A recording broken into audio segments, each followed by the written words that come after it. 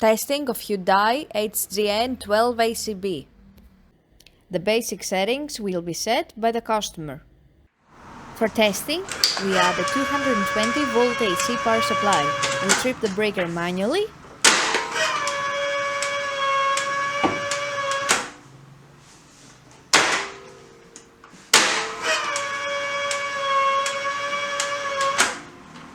We trip the breaker with the help of the UVT.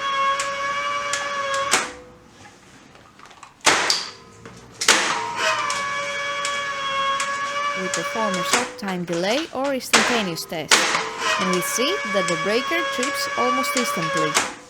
Then we perform a long time delay test, and we see that the breaker trips after about 15 seconds.